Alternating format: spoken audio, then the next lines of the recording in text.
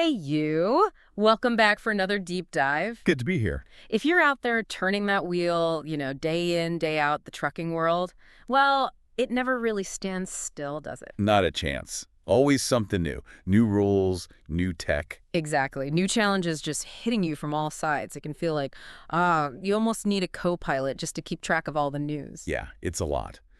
And that's kind of where we try to help. We've been digging through the headlines, the reports, trying to pull out the key stuff that's actually impacting your life on the road Right now. right now. And think of this as your quick briefing, giving you the lowdown on what really matters without getting totally lost in the weeds. Yeah, exactly. So our mission today is pretty straightforward. We want to break down some of these big changes, look at maybe why they're happening, and, most importantly, connect it all back to your real world experience out there. Equip you with a bit more clarity, maybe some insights that you can actually use. Make a difference day to day. So let's jump right in. There's a big topic buzzing right now. Potential new safety regs from the FMCSA looking at 2025. Okay, yeah, the feds. So what are we looking at specifically? Well, two main things are being opposed, pretty significant ones. First, mandatory speed limiters on the big rigs.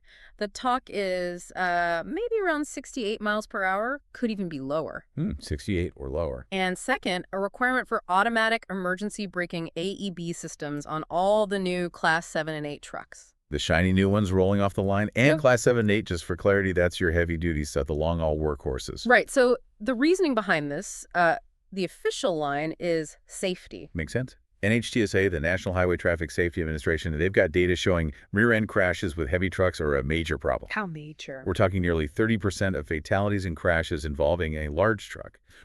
The thinking is, speed limiters and AEB could seriously cut down on those severe accidents.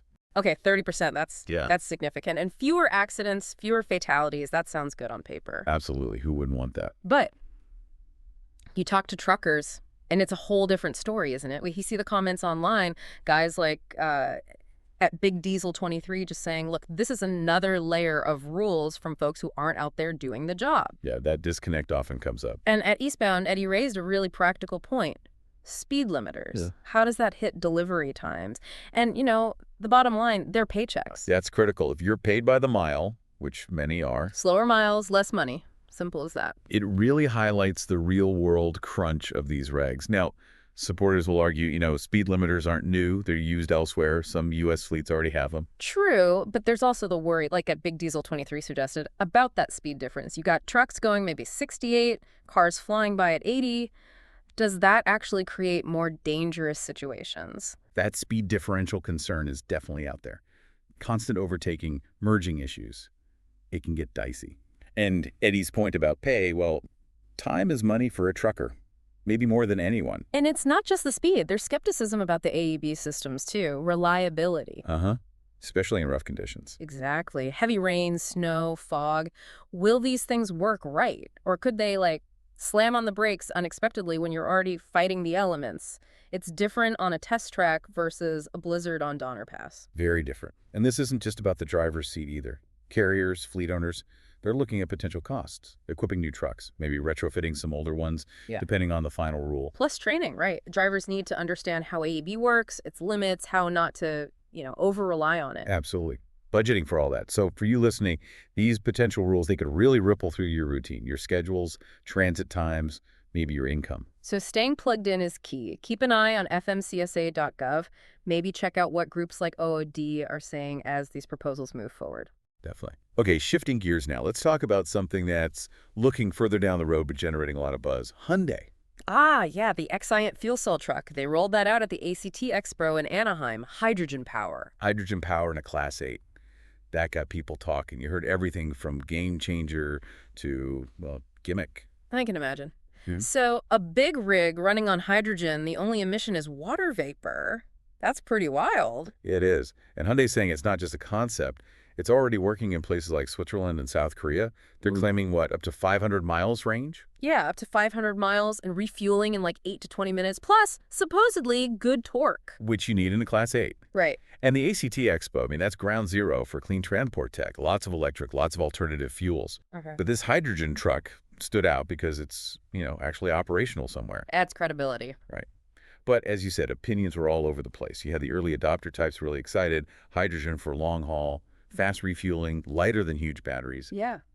They see the potential. Makes sense. But then you have the, let's say, more old school folks, the seasoned drivers, fleet managers. Raising the practical questions. Okay, great truck, but where do I fill it up? Especially outside California. What about maintenance? Who knows how to fix this thing? Yeah, the infrastructure question. That's the big one, isn't it? It's a classic chicken and egg. Yeah. Fleet managers, they're interested, especially with ESG reports becoming more important. That's environmental, social, governance stuff companies track. Pressure to go green. Exactly. But they need the numbers.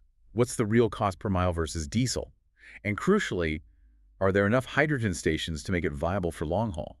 Right now, public stations for heavy trucks are pretty scarce. California's leading, but elsewhere. Very limited. Now, there are investments happening. Hyundai, Nikola, even big players like Chevron are talking about hydrogen hubs. But building a nationwide network, that's a long game. So maybe not cross-country runs just yet. Probably not widespread.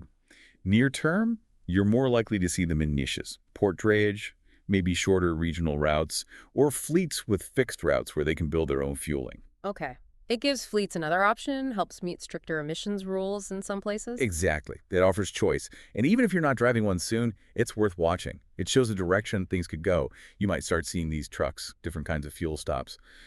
It's the industry evolving. Good point. Okay, let's tackle another one that definitely gets a reaction.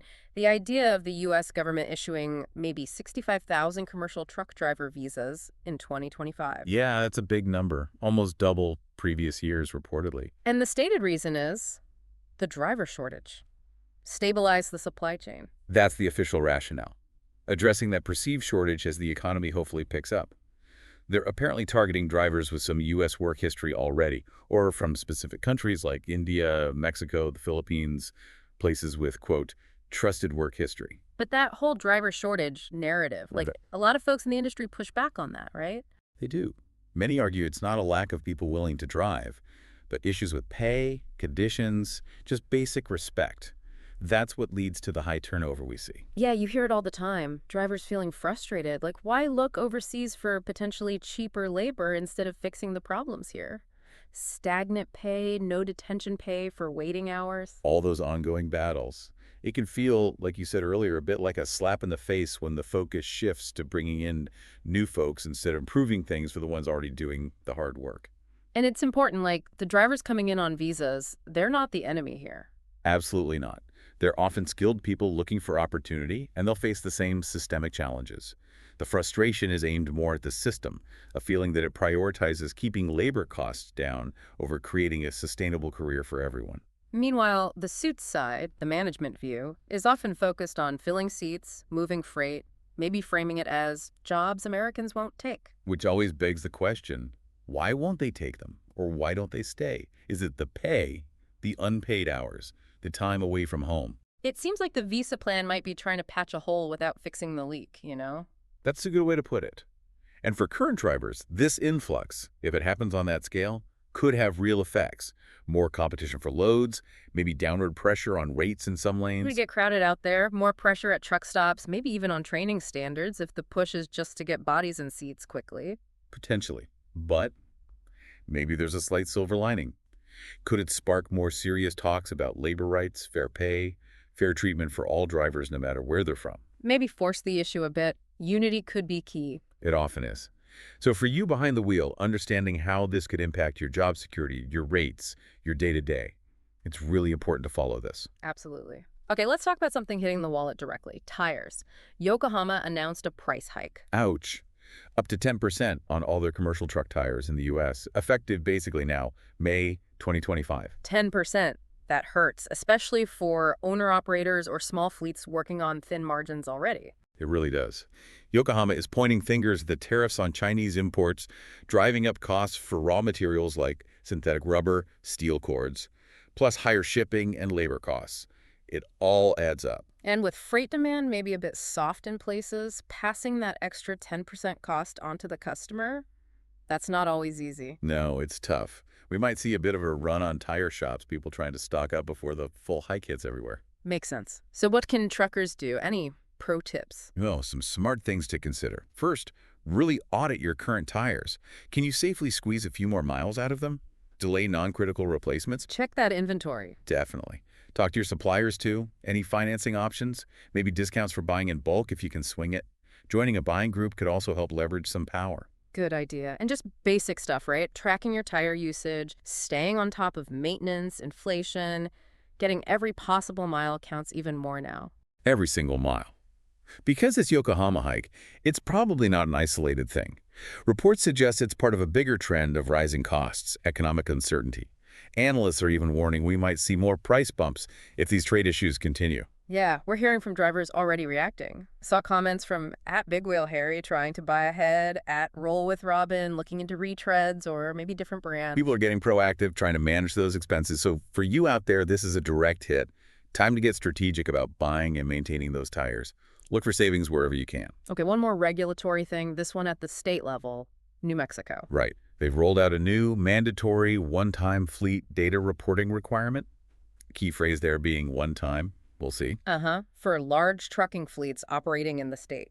So New Mexico wants these bigger fleets to hand over data about their trucks. What type, fuel source, age, how they're used, that kind of thing. And the stated goal? Officially, it's to help the state shape its clean transportation policies, maybe develop some vehicle incentive programs. Right. But if you've been in this game a while, you know that sometimes data collection is step one towards something else. That skepticism is definitely out there. Is it really just about helping fleets? Or is it about gathering info for future regulations, maybe on truck types allowed or specific roads? Exactly. Environmental groups might say, yeah, we need this data for a cleaner future, fair enough. But fleet managers, they're getting cautious. Understandably. They're thinking, okay, what does this mean down the line? Stricter emissions rules, higher costs. Will it affect where we can run? Tax implications. And think about owner-operators, especially those running older, maybe paid-off equipment. They might worry this eventually leads to rules that force expensive upgrades or push their trucks off certain roads. Yeah, the long-term cost concern is real. And even smaller carriers might be wondering, are we considered a large fleet? Do we need to do this? There seems to be some uncertainty there too. So speculation time. What could be next if they get this data? Well, you could imagine things like emissions-based road access fees, maybe EV-only zones in certain areas eventually, mandates pushing fleets towards cleaner trucks faster than they planned, maybe even penalties for not meeting future standards. Kind of like what we've seen evolving in California with CARB, the Air Resources Board. It often starts with data and targets. It's a relevant parallel. The industry reaction seems mixed so far. Some big carriers are complying, maybe hoping to get ahead or qualify for incentives later. Others might be talking to lawyers. And lots of smaller outfits are still figuring it out. So even if you don't run through New Mexico much, pay attention. Definitely. This could be a sign of things to come in other states as that focus on emissions keeps intensifying. State-level rules are becoming a bigger part of the puzzle. Man, we've covered a lot. Federal regs, hydrogen trucks, visas, tire costs, state reporting, and there's still the whole economic backdrop. Right, like the escalating trade war with China. That's having immediate impacts. Yeah, we saw that initial sort of shipment surge, but that sounded more like panic buying, inventory hoarding, not real sustainable demand. Exactly. Reports suggest domestic manufacturing is softening. Ocean imports are cooling off too. That initial bump wasn't the start of a boom. Now the tariffs are hitting hard. The U.S. putting, what, like 145% on some Chinese imports? And China hitting back with 125% on U.S. goods. Huge numbers. And that threatens key trade routes, especially since China makes up such a massive chunk, almost a third of U.S. seaborne imports. Less stuff coming in means less stuff for trucks to haul from the ports. We're already seeing the financial fallout, right? Transportation stocks taking a hit, big carriers like Knight-Swift and J.B. Hunt warning about slowing momentum, unsustainable competition. Yeah, the signals aren't great. And this comes right after the industry battled that tough freight recession recently. These new disruptions could really slow down any recovery. Plus, you look at other indicators, U.S. manufacturing contracting a bit, housing permits slipping. It doesn't paint a rosy picture for freight demand overall. No, it suggests caution is needed. So what's the actionable advice here for truckers and carriers trying to navigate this? Got to be smart. Maybe reevaluate your routes, your key clients. Monitor those market trends and tariff news like a hawk. Cut costs, but strategically.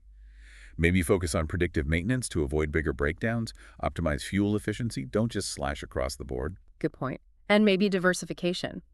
If you're mostly hauling imported goods, could you explore other types of freight? Local, regional, specialized. Adaptability is key. We're hearing from drivers and dispatchers already feeling the pinch. Folks like at Midwest Mover talking about planning routes more carefully. At Lone Hauler 23 mentioning trying to lock in contracts where possible. People are adjusting. So for you listening, this big picture stuff, the economy and international trade, it directly impacts freight volume, rates, your paycheck. Staying aware and flexible is crucial. It really ties everything together, doesn't it? Regulations, tech shifts, labor markets, costs, the economy. It's all interconnected. It is. And that brings me back to something Hervy from Life. As a trucker, often talks about the importance of seeing these issues from all sides. Exactly. We've tried to do that today, presenting the different viewpoints, the regulators, the manufacturers, the fleets, and especially the drivers like at Big Diesel 23 and at Eastbound Eddy. Everyone's got a stake. Everyone sees it differently. Hervy's big on understanding the whole picture. And another piece of his wisdom that really resonates, especially with all this pressure, it's about time management. Not just for shippers and receivers, right? Right. Managing your own time wisely, that off-duty time, the 10-hour break, the 34-hour reset, it's not just for sleep, it's potential. Absolutely. Yeah. It's an opportunity. Maybe use some of that time to learn a new skill. Hmm. You mentioned AI earlier. Could that open doors for extra income somehow? Or exploring those online income streams people talk about. We mentioned resources like retirefromtrucking.com, truckersidehustle.com, using that downtime to build something for your future. Build a plan B, as those sites often put it. Gain a bit more control. So you're not just reacting to industry changes, but you have options. Maybe transition out of full-time driving eventually, but on your terms. When you decide, not when the industry forces you. That's the goal. And our goal with this deep dive is always to give you the info, the different angles to help you navigate this crazy, complex industry. And we just want to say, above all, the work you do out there, the miles, the sacrifices, dealing with all this constant change, it's incredibly important and it's deeply respected, truly. You really are the backbone. So as you head down the road, maybe think about this. How can you proactively adapt? What's one small step you could take, maybe even this week, to feel a little more in control of your future in this trucking life? Definitely something to chew on. Check out those resources if you're curious. Keep learning, keep adapting, stay safe out there.